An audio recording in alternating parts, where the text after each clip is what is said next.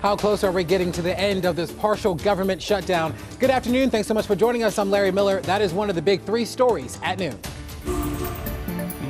How close are we to the end of this partial government shutdown? The president's not backing down. Businesses are losing money, federal workers are concerned, and trash is piling up along the National Mall. Plus, a thief takes a stolen U-Haul and slams it into a T-Mobile store in Northeast. And the celebrity begging Kevin Hart to move forward and host this year's Oscars. But first, Congress is in the process of passing several bills to reopen the government, but they're unlikely to get voted on in the Senate. The longer this thing drags on, the harder it gets for city services, federal workers, and businesses. Mola Lenghi has that story. President Trump meets with congressional leaders again today for negotiations about the government shutdown and border security. But neither side appears to be willing to budge. The president has the support of the American people because they want to feel safe. A wall is an immorality. It's not who we are as a nation. The House passed two bills last night. The joint resolution is passed. That would reopen the government and provide money for border security, but not for the wall. The 6 appropriations bills passed by the House last night are the same bills, this very same bills, they have not changed a bit, that Republicans here in the Senate drafted, they were in charge, and approved. President Trump has promised to veto those bills, but he won't have to. Senate Majority Leader Mitch McConnell says he will not allow any vote in the Senate unless it's a bill the president supports. The package presented by the House's new Democratic leaders yesterday can only be seen as a time-wasting act of political posturing. But pressure for compromise is growing, with Republican Senators Susan Collins and Cory Gardner calling for the president to end the government shutdown. In the meantime, the Trump administration is asking the Pentagon to send more troops to the border to erect 160 more miles of concertina wire and barriers along the border. Mola Lenghi, CBS News, the White House. We'll keep you updated on the latest developments from Capitol Hill. Today, D.C. Delegate Eleanor Holmes Norton will talk about her renewed push for D.C. statehood. She's wasting no time. She filed a bill Thursday with a record number of co-sponsors, 151 representatives. With Democrats now in charge, her bill will receive a full committee hearing. Updates on the shutdown negotiations are always available on our mobile app and our website, WUSA9.com. It's going to be a wet start to the weekend. Here's meteorologist Howard Bernstein. Yeah, Larry, we're just watching another rain system move our way. And if you're going out tonight, plan for some wet weather. And I think the showers are going to linger for much of the day on Saturday. So for the rest of this afternoon, cloudy and chilly, only in the upper 40s, maybe 50 south of town, with those showers developing toward maybe 5, 6 o'clock in town, a little bit earlier to our south and west, and we hold into the low to mid 40s for the overnight low. It's not going to get too cold tonight, but certainly more wet weather, so what we are not wanting. And I'm tracking this. It's really two parts of this storm. The first part is going to pass to our south. Notice these showers and even some heavier storms in the Carolinas. This chunk may be missing us more south, but this upper level storm back here, that's what will be arriving for tomorrow. So kind of a 1-2 punch. Charlottesville, notice the rain to about I-64 right now. It's going to take a few more hours to move to the north.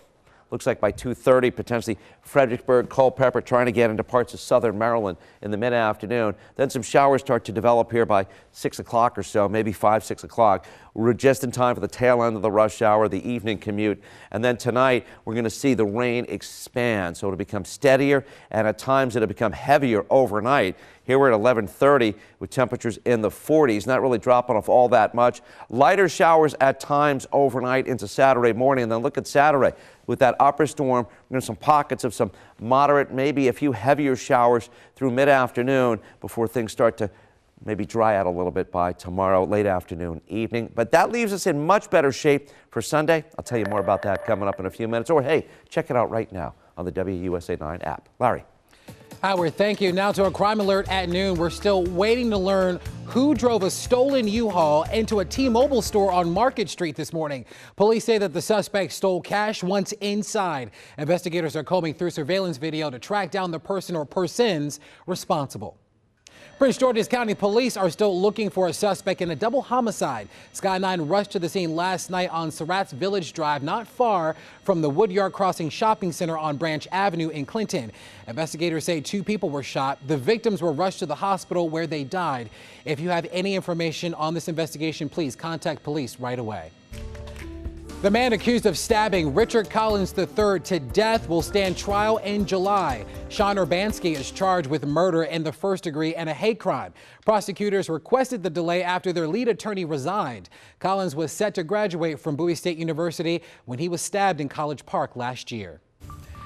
Later today, we could learn how officials in Prince George's County plan to reduce traffic deaths. 3 children were killed in an accident when the car their parents were driving was hit by a pickup truck on Indian Head Highway in Oxon Hill. The road is the deadliest in the metro. The parents of the children are alive and are recovering in the hospital. Fairfax County Police are confident there are more victims of Mumtaz Rauf. Investigators say he secretly recorded more than 60 women and girls in shopping mall dressing rooms. Police are searching for those victims. Evan Kozlov picks up the story from there. Well, it's an absolutely terrifying story, and it all started on Christmas Eve. That's when the 39-year-old man was first arrested for filming a teenage girl inside of the Forever 21 here at the mall. Now, we want to show you a photo of the person who was arrested, Mumtaz Rauf from Alexandria. They say there are more than 60 victims and more than 100 videos that were taken, and now they say they need your help to try and find all the victims. The camera itself is small. At a press conference yesterday, we got a deeper look at the cameras used in these crimes. A small pinhole camera with a Bluetooth wireless transmitter put up by black tape. This is a massive case. Major Ed O'Carroll says the number of victims is hard to believe. This case is shocking. It's unacceptable to happen in our community. And these dates and times on your screen are the important details to remember. That's when police say he was likely filming. On December 22nd, he was at the Fair Lakes Old Navy, then the Fair Oaks Mall at H&M and Forever 21. Later that night, he was at the H&M and Old Navy at Tyson's Corner Center. On Christmas Eve, he was back at the Fair Oaks Mall. If you were there in any of those stores at that time, police are asking you to call this number to try and bring the suspect to justice. If you think you were there, if you think you were in one of those fitting rooms, our detectives want to talk to you. Now, we put that phone number up on our website as well as the full list of all the dates and times when there was filming happening. Police are really urging you to come forward if you were there in one of the dressing rooms at one of those times so they can try and get as many victims and bring this suspect to justice. Reporting here at the Fair Oaks Mall, Evan Kozlov, WUSA 9. Police are also in the process of analyzing computers taken from his home, and they want to hear from anyone who fears that they too were recorded. Around the country right now, charges are expected today against 2 South Carolina law enforcement officers for the drowning of 2 mental patients during Hurricane Florence. Stephen Flood and Joshua Bishop will face reckless homicide and involuntary manslaughter charges. The patients were locked in the back of a van when it was swept away by floodwaters. The men were fired in October. This afternoon, we're getting a first possible look at a suspect in the murder of a 7-year-old girl from Texas. Jasmine Barnes was shot while riding in her mother's car Sunday. Tom Hansen has an update. Authorities in the Houston area released a sketch of the man they believe shot and killed 7-year-old Jasmine Barnes on Sunday. It's a whodunit right now. So once I determine who did it and where this vehicle is, then we'll understand motive a little bit better. This composite was drawn with the help of Jasmine's 15-year-old sister, Alexis, the only one who saw the killer's face. He was white and he had blue eyes, and that was it because he had a hoodie on, so I couldn't see his hair, nothing like that. Alexis says the driver of this red truck had a 5 o'clock shadow, not a beard. Celebrities on social media have weighed in, from actress Gabrielle Union and the daughter of Dr. Martin Luther King Jr., Bernice King, to hometown Houston Texans wide receiver DeAndre Hopkins, who tweeted, "I'm pledging my playoff check this week to help her family with funeral costs." He wrote on Saturday, "I will be playing in your honor, Jasmine." The sheriff's department has not identified a motive, but Jasmine's mother, LaPortia Washington, says she believes it was a hate crime. It's not a coincidence. It's not. And like I say, we didn't do anything wrong to this man, so it was something in his mind that he had planned on doing beforehand. So she had this message for the shooter. So I know you're hurting. Just do the right thing so you can be at peace too. A desperate plea for whoever did this to go to police. Well, tips have poured in, but the shooter is still on the loose. The reward for Jasmine's killer is now at more than $100,000.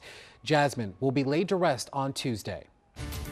A new recall this afternoon, and doctors say that the problem might be lurking in your own medicine cabinet. Another blood pressure medication is being recalled after trace amounts of a cancer-causing chemical were detected. The FDA says 80 lots of some valsartan tablets are being recalled. The agency says patients should continue to take the medication, but should talk to their doctors about other treatment options. Still ahead on the news at noon, more changes in the sky. The latest airline banning emotional support animals on its planes. And Ellen DeGeneres is going to bat for Kevin Hart after a homophobic tweet he posted 10 years ago cost him his dream job of hosting the Oscars. Why she is standing behind him.